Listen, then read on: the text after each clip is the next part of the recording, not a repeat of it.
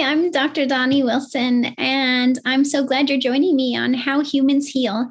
Today, I want to cover the topic of neurotransmitters. And I'm wondering, for some of you, that might be the first time you've heard or thought of that word. I always, whenever I'm learning a new word, I always like to say it. So if you're one of those people, you might want to just say the word neurotransmitters, Neuro, and then transmitters. To me, they are like little messengers in our bodies, really mostly in our nervous system. But actually, the neurotransmitters, a lot of them are actually made in our digestion, and then they work in our nervous system. So a lot of times we're familiar with the concept of a hormone, right? Like we think of cortisol, which is a hormone, or thyroid hormone, or insulin is also a hormone. And these hormones circulate around our bodies, sending certain signals to certain places, right? Well, same thing with a neurotransmitter.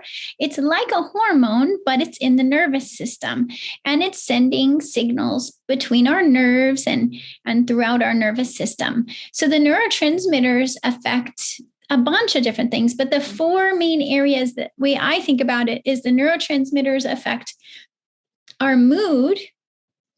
Sort of like, right, when we think of mood, not only are we in a good mood or a bad mood, but are we feeling anxious? Are we feeling happy? Are we feeling depressed? Are we feeling, like irritable, right? So your mood is affected by the neurotransmitters.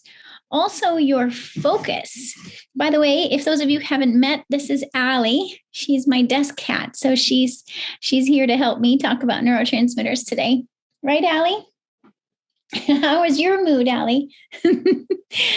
And then focus, which has to do with like how well you feel like you can focus on a task, or working through a to-do list, or staying focused to finish something.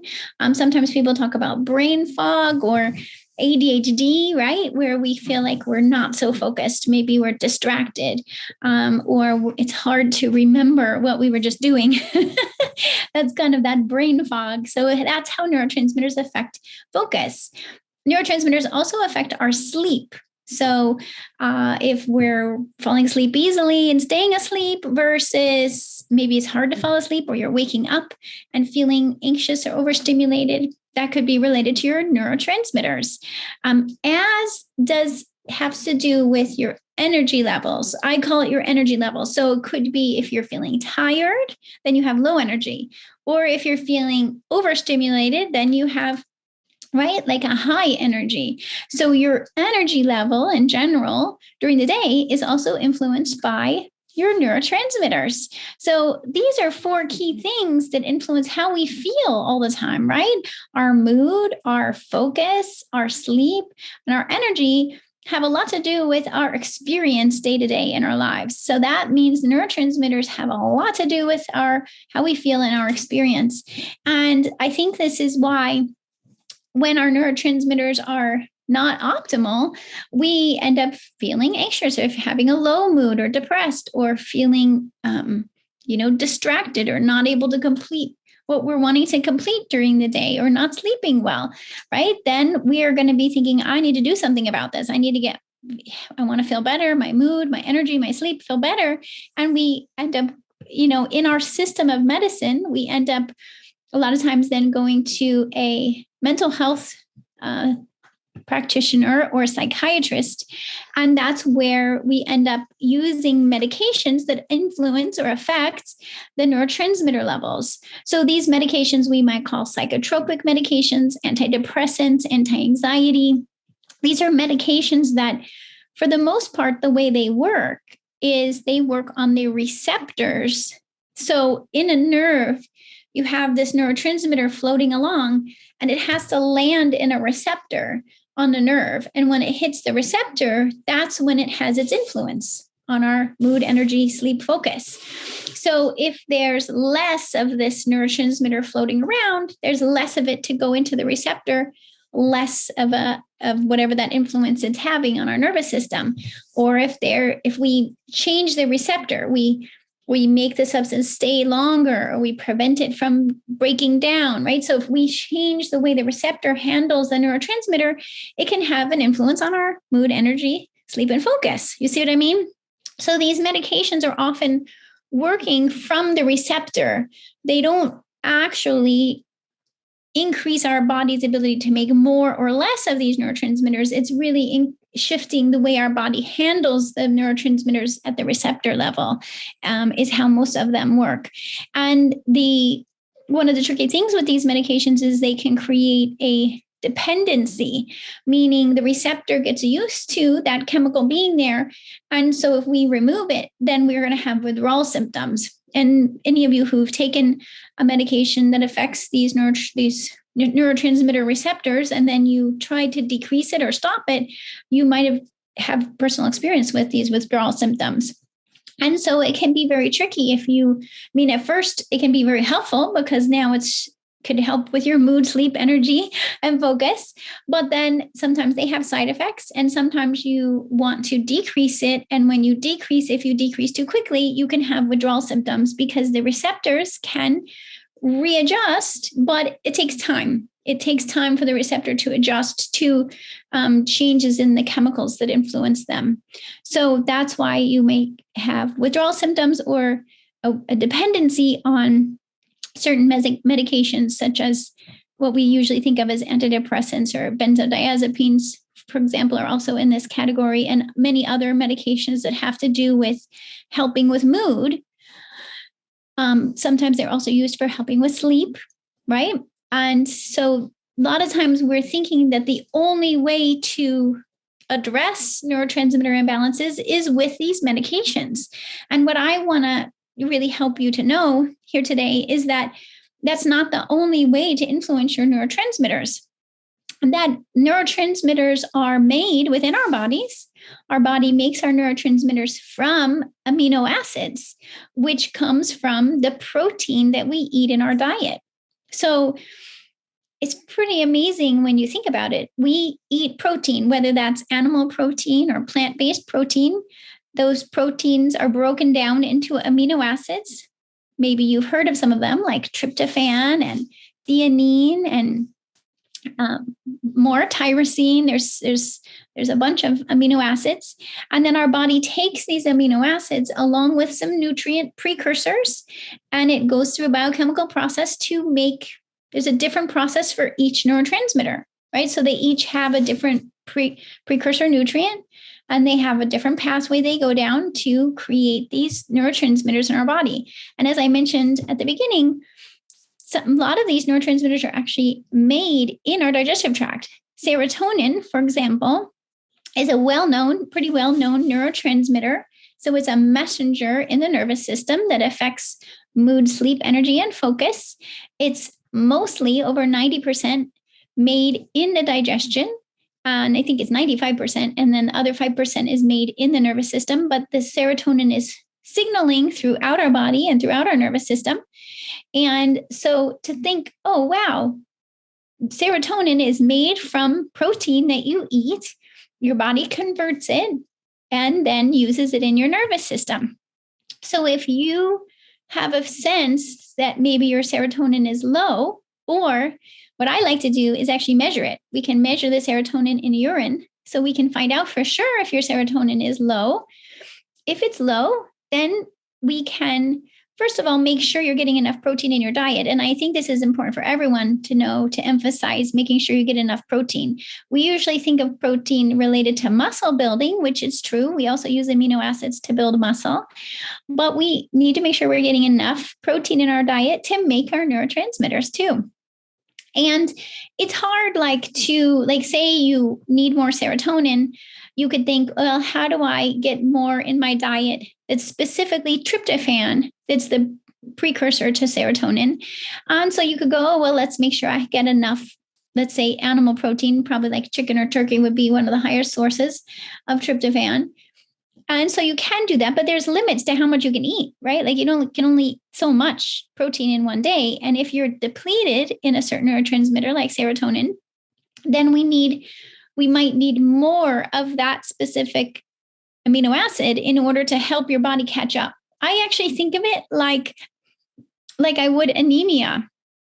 We're more used to thinking of anemia when a person is deficient in iron, let's say, and they end up having too low of red blood cells. That's what we call anemia. And so what do we do in that situation? We go, well, we better take some more iron so our body can make more red blood cells so we don't have anemia anymore, right? I would say the same thing of serotonin.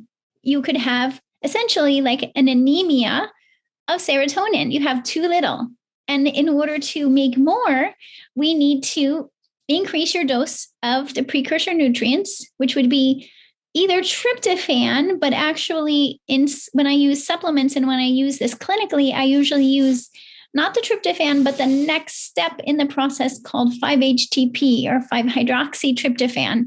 So what happens in the pathway is the tryptophan turns into 5-HTP, and then the 5-HTP turns into serotonin. And so when I'm using it as a supplement, I tend to use 5-HTP because then it's only one step to get to serotonin. Much more, because the tryptophan could go down a different pathway. We don't want it to go. We want it to go this way towards serotonin. And we can use other nutrients that are involved, like vitamin B6 and zinc, to help with this process of making serotonin. Something a lot of people don't know is that too much stress can actually create an abundance of health problems like high blood pressure, high blood sugar, anxiety, migraines, insomnia, even fertility issues. This is because high stress puts your adrenal glands on overload. They release cortisol and adrenaline, which controls your digestion, hormones, immune system, energy, focus, and even your emotional response. So how can you beat stress when you don't know where to start? That's why we have a free 7-day stress reset program. It's designed to help support weight loss, digestive healing, and hormone balancing. It includes support for integrating self-care, daily tips come to you by email and video, gluten-free, dairy-free meal plans, as well as grocery shopping lists, journal pages, and more. This free program will help you beat stress and put you on the path to wholeness in your body. Get your plan now for free at drdoni.com. Now, I'm saying this, but I don't encourage all of you to just guess and run out and grab some 5-HTP, because I've been helping patients with this for 20 years to help with balancing their neurotransmitters using amino acid therapy. It's called targeted amino acid therapy, and is a very specific and specialized treatment protocol. And it involves a lot of clinical nutrition. And to get the best results, you really want to have a practitioner guiding you, especially if you have a history of more severe anxiety or depression. Definitely, if you already are taking medications to help with serotonin, I would say don't try to do it on your own, because I want you to be successful. And if you just try and guess on your own, you're less likely to actually get the benefit from it, because it's going to work way better if we can do a urine test, even if you're on a medication. Let's see what your levels are, see where we're starting from. Many times when you're on even an antidepressant, that's an SSRI or SSNRI, you can still have low serotonin levels, because again, the medication doesn't necessarily raise the neurotransmitter level. It just adjusts and manipulates the receptor. So we always want to test and see what your levels are first. Definitely, if you're taking a medication, you would not want to do this on your own, because there is such a thing as too much serotonin. And you wouldn't want to just guess and take 5-HTP and then end up with side effects from having too much. So it's better to work with someone like me, do measuring and do your dosing so that you can be most effective and efficient about helping your body rebalance your neurotransmitters. But what I want to emphasize is that it's definitely possible. I saw it for myself. I had low serotonin levels at one point, and I was able to get my levels back to optimal. And I've seen it since then in thousands of patients where we can get their serotonin levels back to optimal, and not just serotonin. We're talking about all the neurotransmitters. So there's also GABA, and GABA serotonin and GABA are both calming neurotransmitters. They're on the calming side. When it comes to neurotransmitters, we want a balance of calming and stimulating. So we have serotonin and GABA that are calming neurotransmitters. And on the other side, we have dopamine and adrenaline for example, as well as glutamate, that are more stimulating neurotransmitters. So if you think about our nervous system in terms of mood and energy and sleep and focus, we want to have a balance of calming and stimulating, right? We need to be, during the day, we need to be awake and having our brain working and our thoughts happening, but we don't want to be overstimulated. We don't want to, and if we have too little calming, or if we have too little stimulating, you see, there's a lot of different possible variations. It may be that you have low serotonin and low GABA, or it might be maybe you have plenty of serotonin and GABA, but you have too much adrenaline or not enough dopamine, right? So all of these possible variations exist. And it doesn't, if you're just going to guess, like even if we just guess on a certain medication and just address the serotonin, we might be missing all the other neurotransmitters that need attention. Or even if you just take 5-HTP, you might not realize, oh my gosh, I also needed to support GABA, or I also needed to support my dopamine. And so I really encourage you, instead of just guessing and shooting in the dark, when there's urine testing that's well established, has existed for, I think, at least 40 years, they use it in research all the time, and it's not become standard of care. So it's a specialty test, but it's a urine test you can do at home. Even if we just measure the neurotransmitters, it's like a $280 test. So it's not like it's $2,000. And I usually always recommend measuring neurotransmitters along with measuring cortisol, because cortisol is our main stress hormone, and cortisol influences all the neurotransmitters. So when people say to me, well, how did my neurotransmitters get out of balance? How come I have too little of one and too much of another? How did that happen? It happened because you're a human and you are exposed to stress, like all humans. Humans, we have stress, whether it's from work, from relationships, from being a parent, from having a parent, from just being human. There's going to be loss. There's going to be stress that happens. And whenever we're exposed to stresses of various types, even from toxins, from injuries, from infections, all of these different things we're exposed to as humans are going to influence our body's neurotransmitter levels. See, what happens is when we're under stress, our body automatically tries to help us out with stress. So it's going to automatically make more adrenaline. But does that mean it's going to get stuck in making way too much adrenaline all the time? Or is it going to get depleted in adrenaline because you're under stress and you use up your resources and you end up getting depleted? Same thing with the serotonin. And this is where also some genetics come into play. We all metabolize our neurotransmitters at a different rate based on our genetics and our environmental stress exposure. So one person might use their serotonin more slowly, and so their serotonin lasts longer, even if they're under stress.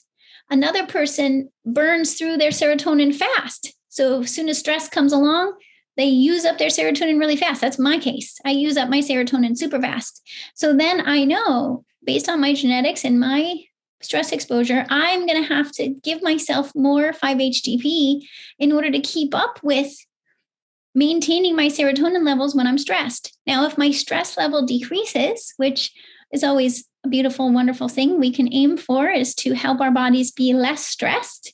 But as our stress is minimized and we help our bodies recovering from stress, then maybe I'm not going to burn through my serotonin so fast. I'm going to be able to maintain it at an optimal level.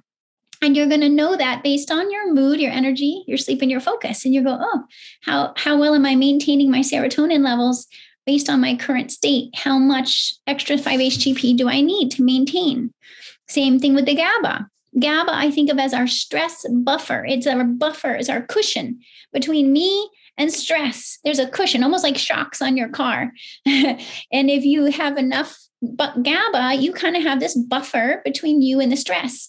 If you are starting to run low on GABA, your body is not keeping up with making enough. Maybe it's because there's digestive issues, and so it's not, or maybe imbalanced gut bacteria because they influence your GABA production. Maybe it's from not enough amino acids and protein in your diet. Maybe it's just from having too much stress and using it all up. For whatever, any of those reasons, GABA goes down. Now you're going to feel like you're driving a car and you're going to feel every bump in the road without any, if you don't have any shocks. it's going to be a very bumpy road. So you're going to be more irritable, more anxious, difficult to sleep, hard to focus, right? So some of these same symptoms happen from different variations. It's hard. It would be hard to guess. It's hard for, even with all my experience in observing patients for all this time, it's hard for me to guess. I don't even like to guess what's going on with your neurotransmitters, because the symptoms can look very similar with very different scenarios. I'd much rather measure so I can see exactly where's your GABA. Okay, is your GABA low? Let's start supporting it with those precursor nutrients like theanine. And we can use actual GABA in a supplement form to help get your GABA levels back on track again. We can also, if you have low dopamine, we can support the dopamine with that precursor nutrient, which is called tyrosine. So now what I found, and this is again over helping thousands of patients, I started to see the patterns and I started to see what works for people. And the thing is that it's important to follow a systematic sequence when it comes to helping with these neurotransmitters. Because even if we happen to see that you have, let's say you have low serotonin, GABA, dopamine, everything's low. So then we're like, okay, let's just start putting all these amino acids in and raise the levels up fast, right? That's tempting because we're always, as humans, wanting to do everything faster, better, sooner. And so we're like, let's just dive in. But in reality, that actually could make you feel worse. Because remember, it's all about a balance of calming and stimulating. And if you have too little stimulating and you have too little calming, but if you just dive in with stimulating, let's say you just start, this would be the case even with just drinking more caffeine, because caffeine raises your adrenaline levels, or taking tyrosine, say you start taking a bunch of tyrosine, then you're going to have too much stimulating and not enough calming, and you're going to likely feel more anxious or more heart racing or more sleep disruption. So that's not the right way to do it. You don't want to dive in with stimulating. So my rule is always we have to start with calming first. If you start with calming first, you're going to avoid that whole scenario, right? You're going to make sure your body has enough calming. And what I talk about in my new book, the book is called Master Your Stress, Reset Your Health. I talk about how the first phase of stress recovery is to get out of stress mode. We have to calm first. So we want to support the calming neurotransmitters. We can support GABA. We can support serotonin. We can do activities that help calm your body and help manage your cortisol too. If the cortisol is too high, we need to bring everything out of stress mode. Once everything calms and we get out of stress mode, we can move on to phase 2, which is when we can bring in some more stimulating support if you need it. If you have low adrenaline, low dopamine, this is the time to support those levels. Not when you're in stress mode. We got to get you out of stress mode first. Then we can rebalance what got out of balance, like adrenaline and dopamine. And we can gradually raise these levels. And now everything's coming back to a more optimal level. And then phase 3 is all about how to maintain that. How do you maintain optimal neurotransmitter levels as well as everything else in your body? How do we maintain optimal over time? And that's what's called resiliency. We want to create resiliency to stress. How do we make it so that even if whatever stress comes along, your neurotransmitter levels can stay where you want them to be, where you can have your optimal mood, energy, sleep, and focus, right? That's what you want. You want to have this optimal serotonin, GABA, dopamine, adrenaline. You want that working for you. And then if it starts to go a little bit off track, you notice right away, you're like, oh my gosh, it just went off track. Now I know what to do, because now you've learned your body patterns. Like for me, I would know, oh, I must need more 5-HTP because I know my serotonin tends to dip when I'm under stress, or I know my adrenaline starts to dip when I'm under stress. So I'm going to support that. So you know what little tweaks you can make to maintain at this optimal level. And that's phase 3 resiliency. So I just really want you all to know this is possible, that neurotransmitters are made in your body from nutrients you get from your food. So, and we can measure them in urine. We can do this test. We can see where you are, and then we can go through this 3-step, 3-phase process to help rebalance your neurotransmitters. Along the way, you end up learning about what your body needs to maintain over time. And by doing that, you can then be improving your mood, energy, sleep, and focus just by understanding what nutrients your body needs to maintain optimal neurotransmitter levels. Okay, I hope that helps you guys so much and inspires you and helps you know that you have so much more control over the way you feel than you realized, and that you can ask me for help along the way. I help patients through my online programs to help rebalance their neurotransmitters, and also by working with me one-on-one, I can guide you every step of the way, no matter where you're starting from. Sometimes people are like, oh my gosh, I've been feeling awful for so long. Can you even help? And I've helped patients who've been having severe symptoms for a long time. We're going to need to make sure you have enough support, the right support. And sometimes we need to be connecting with each other every step of the way so I can really guide you and teach you. But remember, neuroplasticity is a thing. We can create new neural pathways. That's what neuroplasticity means. When we give our body different signaling, it can create new pathways for our nervous system. So I want you to know there's hope. There's possibility for healing your nervous system. There's possibility for shifting your experience of your mood, energy, sleep, and focus. It doesn't mean there's something's wrong with you. It doesn't mean there's something broken. It doesn't mean that it's impossible. It's possible, and it can be healed, and it can be rebalanced and optimized.